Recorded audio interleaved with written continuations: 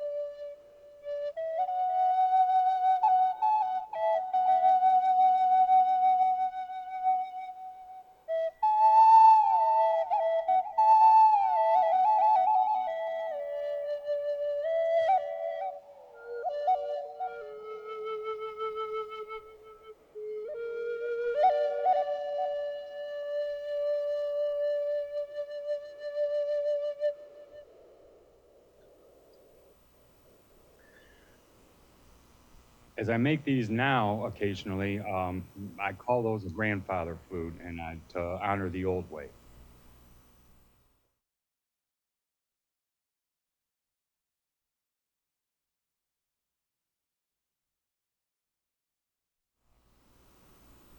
This next one is made out of eastern red cedar, which is a traditional flute wood, and it's a big boy. Uh, what can I tell you about this one? This one is in the key of B, low B, and we'll see what this one wants to sound like today.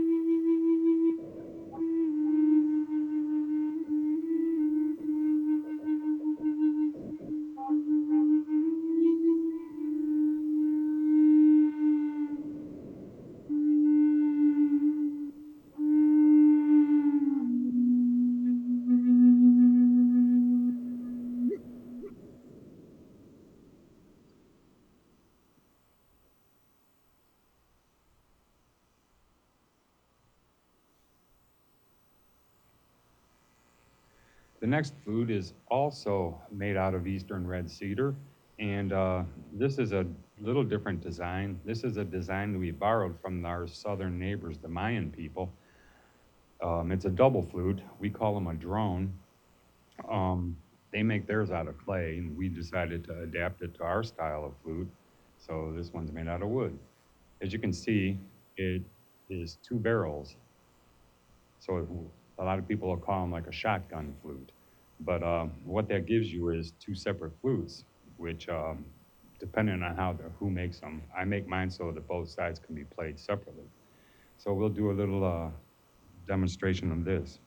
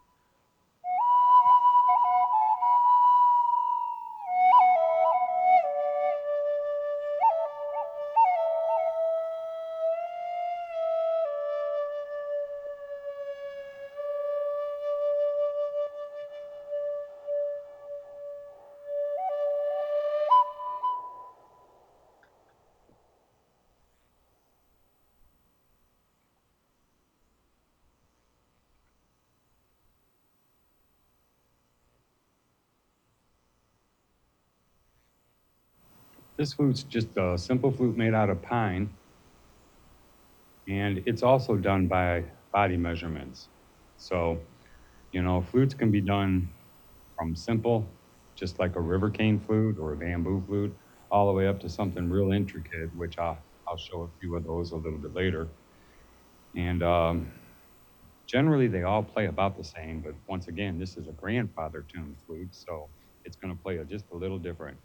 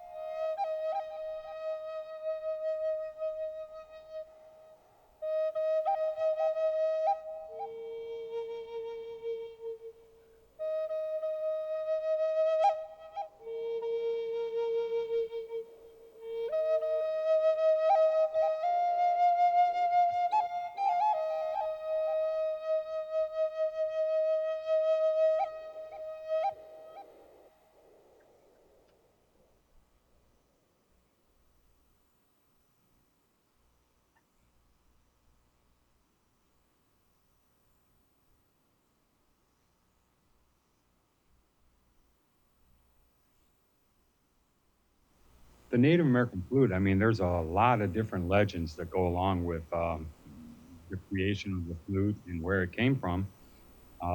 One story that I like to tell is about the first flute maker who, as we've been told, handed down, was the woodpecker. And the story goes like this. This is where the first flute came from.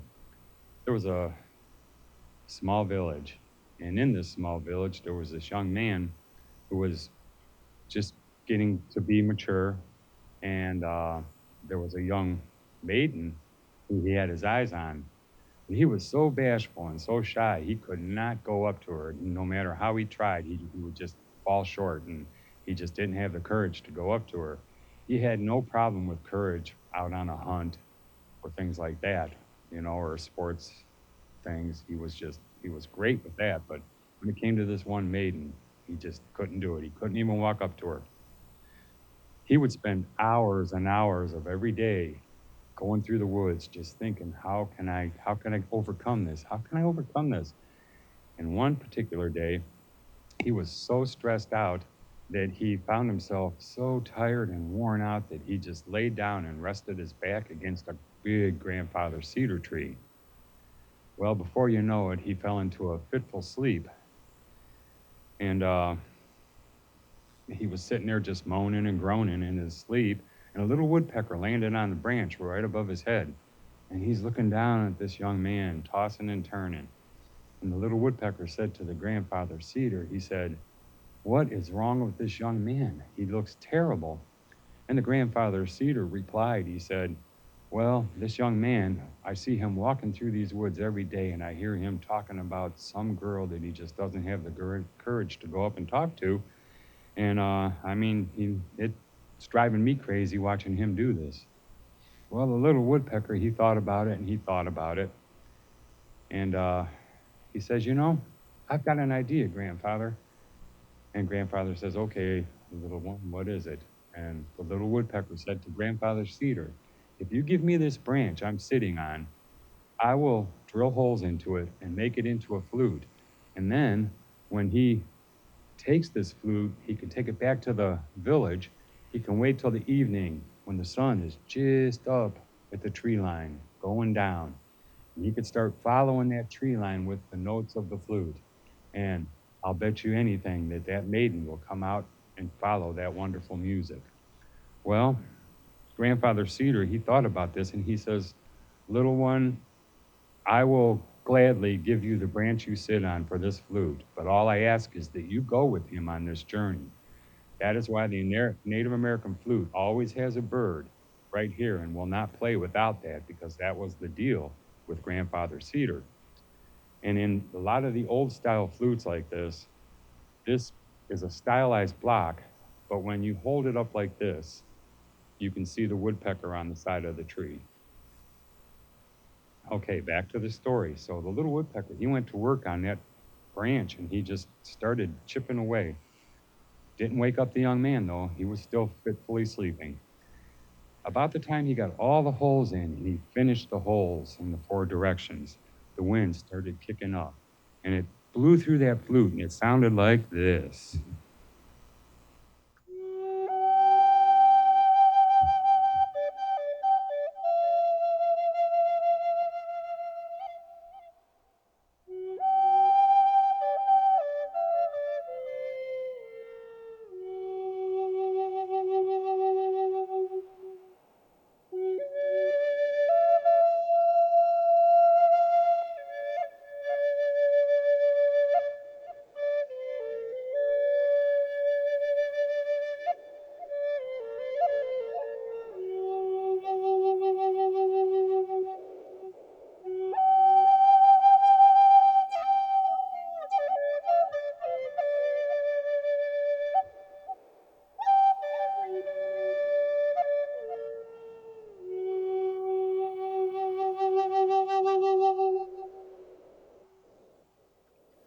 Well, this woke the young man up. He looked around. He could not figure out where that noise came from. And the little woodpecker yelled down to him. He says, Young man, grandfather Cedar and I made you this flute. And he went on to explain to him how on the way back you got to practice just a little bit, but a song will come from your heart. He explained to him how to go behind the young maiden's lodge and just wait in the woods and play that flute as the sun goes down. Sure enough, he practiced on the way back. And when the sun came to that one point, right with the tree line, he followed the tree line up and down with the flute. That is the flute music for the Native American flute. He went and he started playing, and sure enough, she followed that music back into the woods, and she sat there in front of him on a blanket. And night after night, she would go and listen to him pour out his love for her on this flute. And that is why it's also called a Native American love flute. It was played as a solo instrument, and you played it from your heart, which he did. And eventually they were married. And in some traditions, in some tribes, the flute, after they would be married, would be put away and wouldn't be played no longer after that because it was a courting flute. And it would be buried with the man when his time came to cross over. So that is the story of the first flute, which was the woodpecker.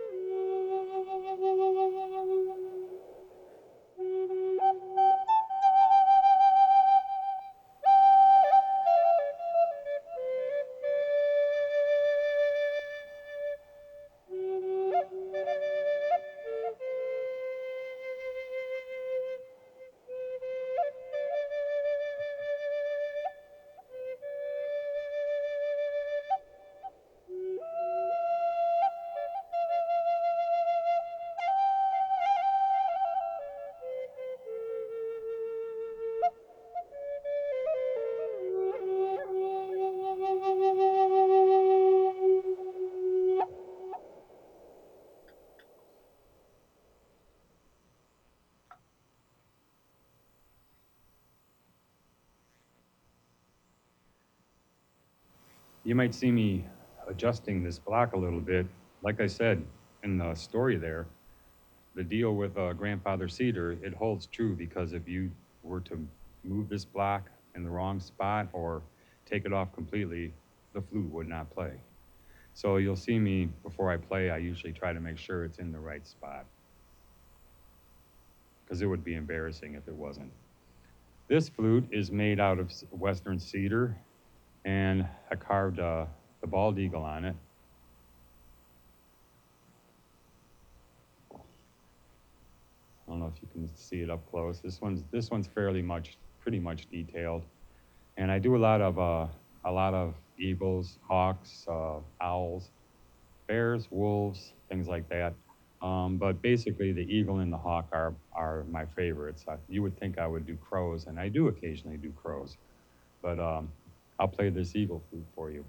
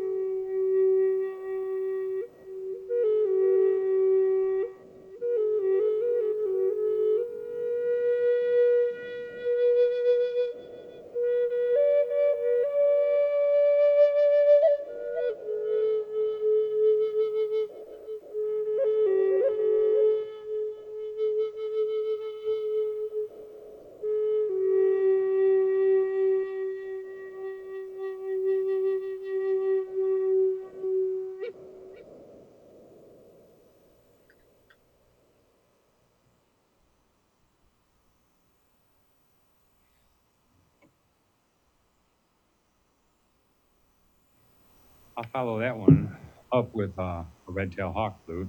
I just finished this one a little while ago.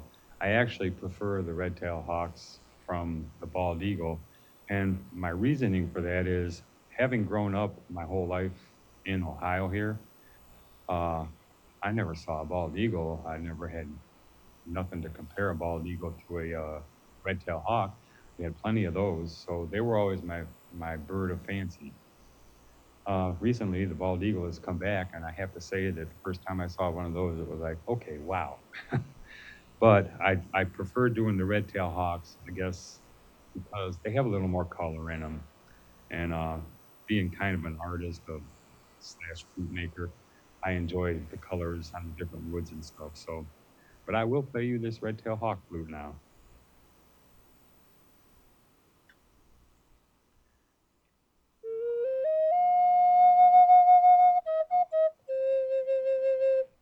Huh, wrong button.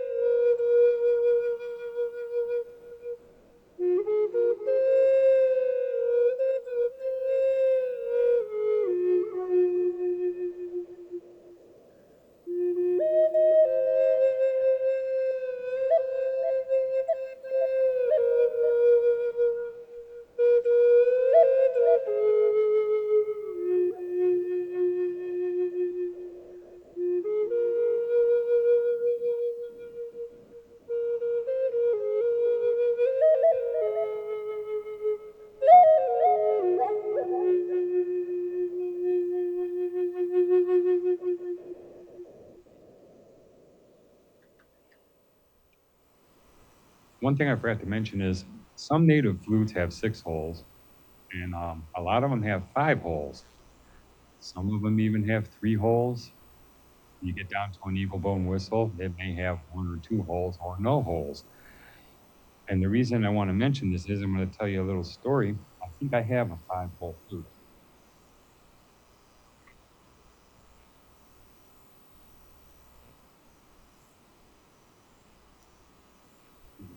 When I was first a young flute maker, I would take every chance I could get to go visit with the elder that introduced me to the flute. Sonny Dose, his American name was Arnold Richardson. Um, and this all happened down in Loudonville at the Mohican Powwow. And I'm talking a way long time ago when the powwow was just a little powwow. I mean, there might have been a small circle, maybe 10 dancers. And it was when it first started back in the early 80s down there. I would take every chance I could to hook up with him and sit and just listen to and hope for little tidbits of information on the flute. And I was curious about, I had heard about a 5 hole flute, and all he made was 6 hole flutes. Well, I was curious about it, but I didn't want to say nothing. I didn't want to ask a dumb question, you know?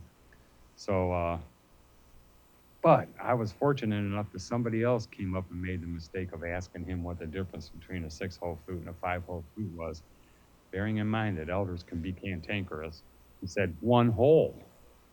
So that was the answer I needed, and I didn't have to ask it, and I didn't have to get the wrath of him for asking it. So that's a little 5 hole story. But I'm going to talk about this 5 hole flute here. This one is also made out of pine. Uh, and I do my 5 hole flutes a little different than the contemporary 5 hole flutes out there. What they do is they'll take a 6 hole flute and they'll just eliminate this one finger hole.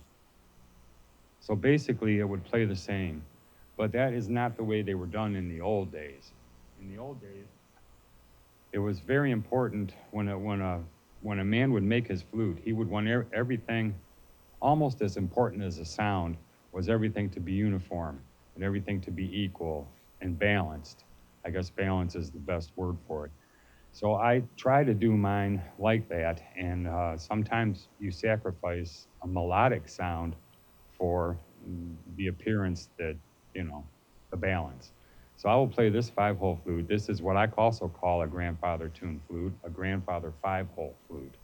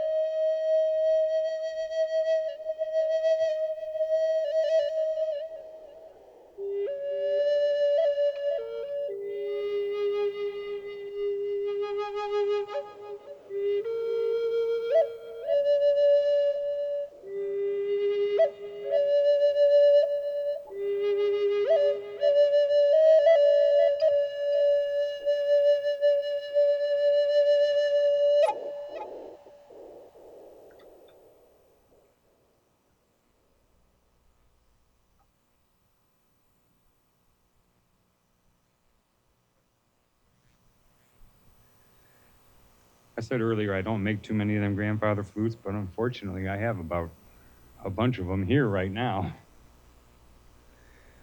I personally prefer them, but having to make a living, I have to do contemporary flutes too. Here's another kind of a big boy. Actually, this is the same key as the one I played earlier. Yeah. This one I tried to design because the larger flutes are harder for people to play because they get bigger, the finger holes get further apart. But there are ways that we can make them a little more user-friendly, especially the ladies. The ladies like these low flutes, and they always want to play them, and they have these little tiny, skinny fingers, and they just can't do it. And so we tried to do things to make them a little easier to play. This is also aromatic cedar, red eastern red cedar, and it sounds like this.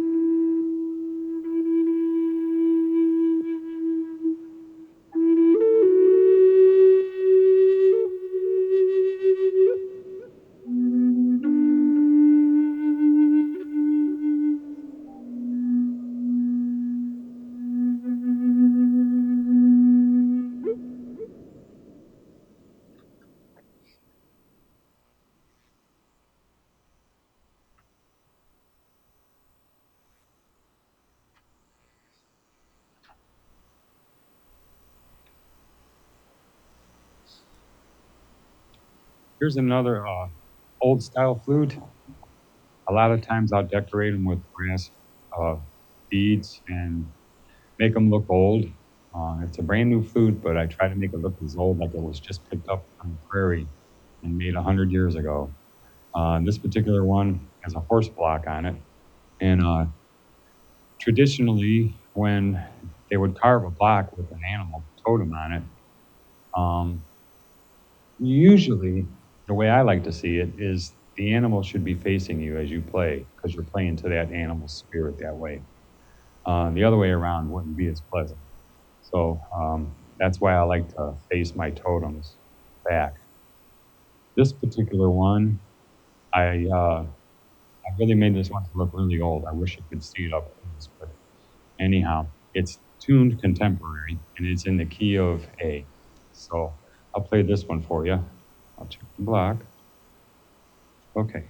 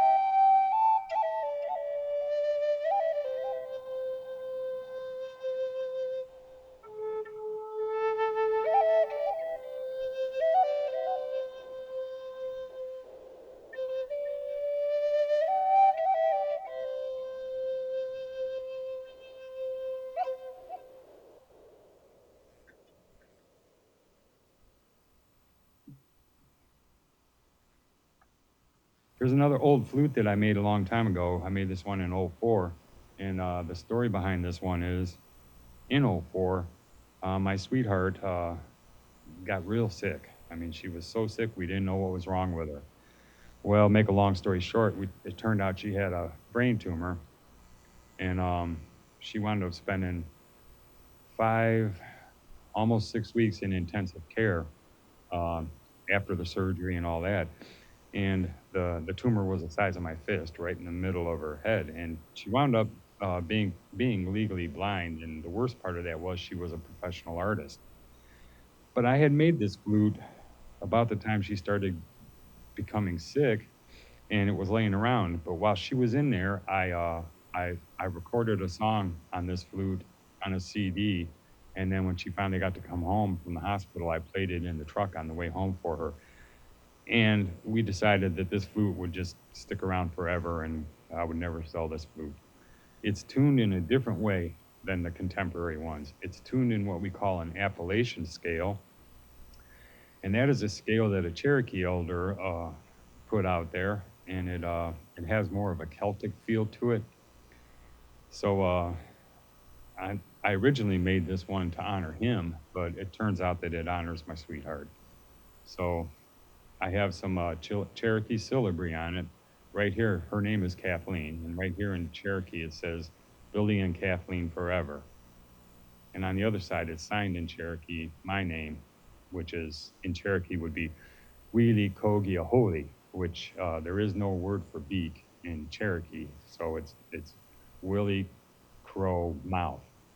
So this one is carved up with a lot of Cherokee syllabary symbols on it too.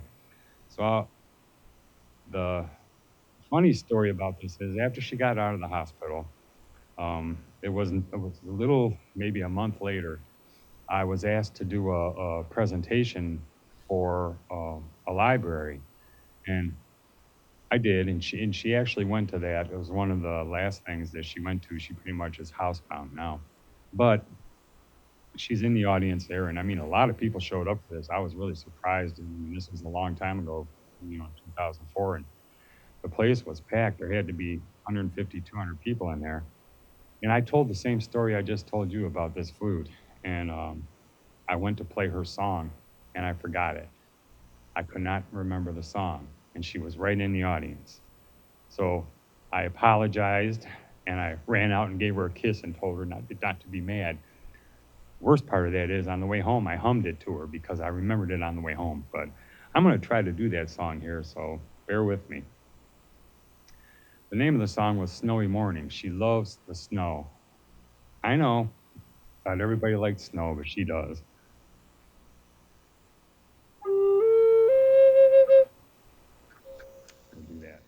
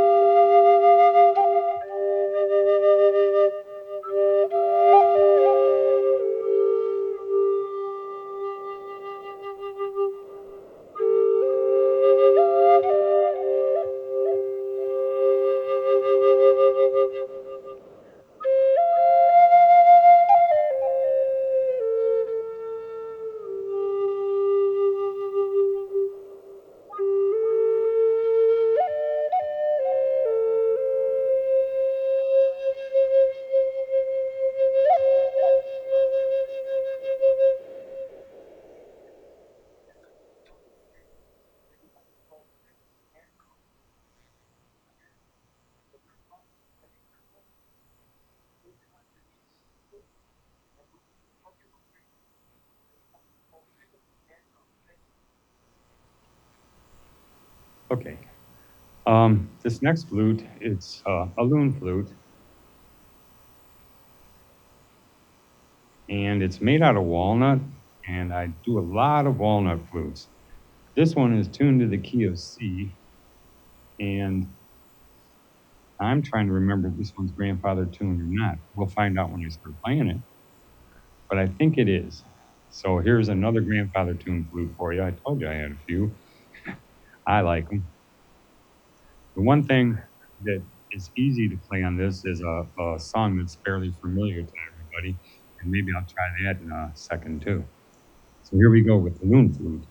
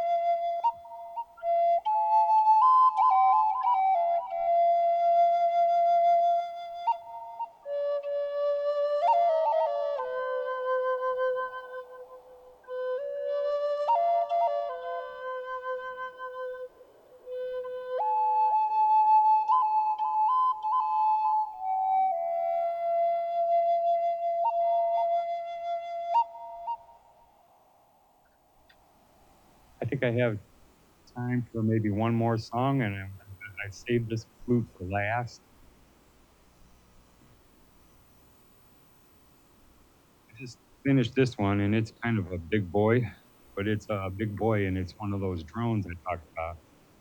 And this one is made out of walnut, has a little bit of turquoise. I had to fill a knot hole, so I inlaid some turquoise in there. Um, I'll be honest with you, I'm not sure how this one plays, so we're going to find out how it sounds. Once again, I'd like to thank the VA for having me here to share my passion, and it is a passion. I've always said if I never sold another flute, I'll still make them till the day I die. So there's that.